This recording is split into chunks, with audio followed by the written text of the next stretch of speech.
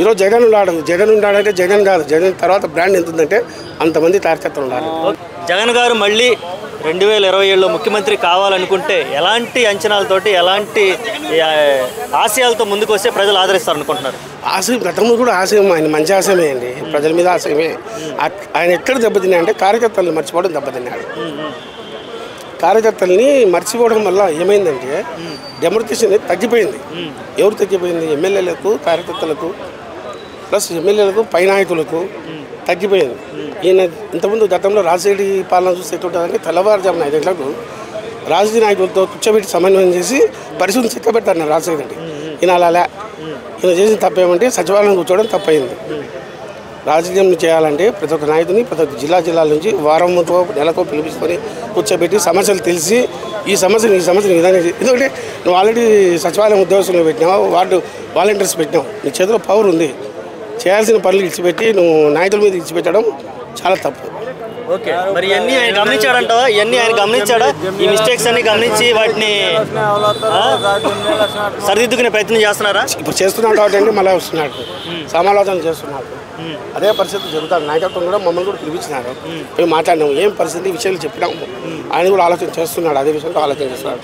Main సమన్వయకత్వం పాలన తగ్గిపోయింది, అంటే డెమోక్రసీ దూరం అయిపోయింది, నాయకునికి కార్యకర్తకి దూరం అయిపోయింది. ఎందువల్ల అయిపోయింది? ఇది కొన్ని లోటుపాట్లు ఉన్నాయి, చెప్పినాము. ఆయన కూడా ఇప్పుడు చెప్తున్నాడు, ఎందుకంటే తప్పు చేసినాడు కదా. ఫస్ట్లో ఎట్లా తప్పు చేసినట్టు వాలంటీర్ వాస్తవం పెట్టి చాలా తప్పు చేసినాడండి. వాళ్ళ పవర్స్ ఇచ్చేసినాడు, మాకు పవర్స్ లేవు. వాళ్ళ పవర్స్ ఇచ్చేసినాడు. ఈరోజు ఇదే కుటుంబ ప్రభుత్వం ఎత్తుకుంటే చూసుకోండి, వాళ్ళ తెలియకుండా ఏం జరుగుతుందో. కార్యకర్త తెలియకుండా పింఛన్ ఇవ్వడం లేదు. ఒక ఎంప్లాయర్ 1వ తారీఖున పింఛన్ ఇవ్వాలంటే వాళ్ళ కార్యకర్త చేతుల మీద డబ్బు ఇస్తే ఎంప్లాయర్ డబ్బు ఎవరికి ఇవ్వాలి? ఆ పింఛన్ వాళ్ళకి ఇవ్వాలి. అలా లేదు, ఎంప్లాయర్ కార్యకర్త చేతి ఇస్తే కార్యకర్త పింఛన్ ఇస్తున్నాడు. అదేవిధంగా గవర్నమెంట్కి కార్యకర్తకి అవినాభావ సంబంధం ఏర్పడుతుంది. ఇక్కడ ఏం తప్పైందంటే అదే తప్పైంది. ఇక్కడ జగన్ గవర్నమెంట్లో వాలంటీర్ వ్యవస్థ మధ్యలో దున్నాడు. ఈ వాలంటీర్ వ్యవస్థలో జగన్ చాలా తప్పైంది. కొన్ని ప్రయోజనాలు ఉన్నాయి, కొన్ని అప్రయోజనాలు ఉన్నాయి. అప్రయోజనాల్లో వాళ్ళని వాడుకోకూడదు. అట్లాంటి టైంలో కూడా వాడుకున్నాడు ఆయన. అక్కడ దెబ్బతిందండి పార్టీ. ఏటంటే కొన్ని చిన్న సన్నివేశాలు ఉన్నాయండి, కొన్ని చిన్న సన్నివేశాలు. ఆ సన్నివేశాలలో వాలంటీర్స్ రాకూడదు, కార్యకర్తలు ఇంపార్టెంట్ ఉండాలి. మెయిన్ అంటే కరోనా అప్పుడు వాలంటీర్లే కదా మొత్తం సేవ చేసి, కార్యకర్తలు చేయలేదండి. కార్యకర్తలు వాలంటీర్లు వాళ్ళ చేతి నుంచి ఏమన్నా భోజన పొట్లాలకు అయితేనేమి, కాయగూరలు అయితేనేమి, ఇంటి వసతులు అయితేనేమి, ఏమైనా కార్యకర్తలు పంచినారా, వాలంటీర్లు పంచినారు జీతాల్లో నుంచి. జగన్ కార్యకర్త ఖర్చులకు మాత్రమే వాడుకున్నాడు, అసలు టైంలో వాడుకోలేదని అని మా వాదనండి. మమ్మల్ని ఇబ్బంది మేము కోరుకుంది అదండి. మేము ప్రజల కోసం మేమే చేసి సిద్ధంగా ఉంటాం. కార్యకర్తలు అర్ధరాత్రి ఫోన్ చేసి రండి అంటే కార్యకర్తలు కావాలి, ఏదైనా చేయాలంటే వాలంటీర్ ద్వారా చేయాలి అనేది. అదే కదా నేను చెప్పేది, సమన్వయకర్త దూరం అయిపోయిందని. నేను కమిట్మెంట్ అనేది దూరం అయిపోయింది. ఆ దూరం తేవడంలో వ్యతిరేకత అయిపోయింది. ఇప్పుడు అది పసిగట్టినాడంటావా? పసిగట్టినాడు కాబట్టి సెకండ్ 2 కార్యకర్త అంటున్నాడు కదా. అసలు వస్తారా 2.0 ఇంతకు అసలు సీఎం అవుతారంటారా? లేకపోతే ఏముందండి, ఎందుకంటే 3 నెలల తర్వాత ఇక్కడికి వస్తా, హైదరాబాద్కి వస్తా, ఇదే కిషన్ పార్టీకి వస్తా. 3 నెలల తర్వాత మీరే నాకు క్వశ్చన్ వేస్తారు. ఏమని? ఇదే క్వశ్చన్ మీరు అప్పుడైతే చెప్తాను నేను.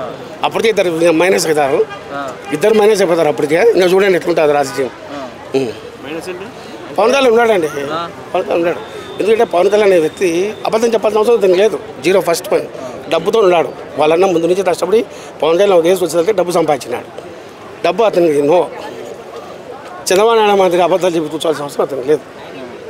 ఇప్పుడు కూడా సీట్లో కూర్చోాలంటే బాధగా కూర్చుంటా అంటాడు, చిన్న ముళ్ళు కూర్చుకునేట్టు ఉంటాయి పవన్ కళ్యాణ్. మీకు తెలుసు. ఎందుకంటే ఆయన కొన్ని సిద్ధాంతాలు ఉన్నాయి, చూసినాం మేము కూడా.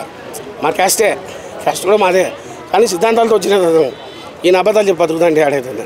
ఒకవేళ చంద్రబాబు నుంచి పవన్ కళ్యాణ్ విడిపోతే సింగిల్గా పోటీ చేస్తే ఒకవేళ వచ్చే అవకాశం ఉంది. అప్పుడు అటువంటి పరిస్థితుల్లో ఆయన ఇచ్చే భరోసా, ఆయన ఇచ్చే మాట, ఆయన ఇచ్చే పద్ధతి ఏముంటుంది అనేది చూడాలి. ఎందుకంటే 9 నెలలు అవుతుంది ఇప్పుడు దేవాలయాలు తప్ప ఇంకేం తిరగడంలే. ఏమి ఇంత చిన్న వయసులో నీకు పవర్ఫుల్ పోస్ట్ వస్తే నువ్వు ఎక్కడ ఉండాలా?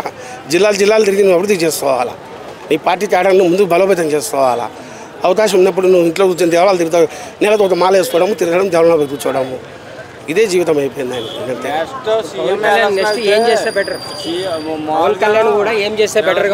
ప్రజల్లోకి రావాలండి, ప్రజల్లోకి రావాలా, ప్రతి ఒక్క జిల్లా తిరగాల, ప్రతి ఒక్క మండలం తిరగాల, ప్రతి ఒక్క చోట తన కార్యకర్తని బలోపేతం చేసుకోవాలా. ఈరోజు జగన్ ఉన్నాడంటే జగన్ కాదు, జగన్ తర్వాత బ్రాండ్ ఎంత ఉందంటే అంతమంది కార్యకర్తలు ఉన్నారు.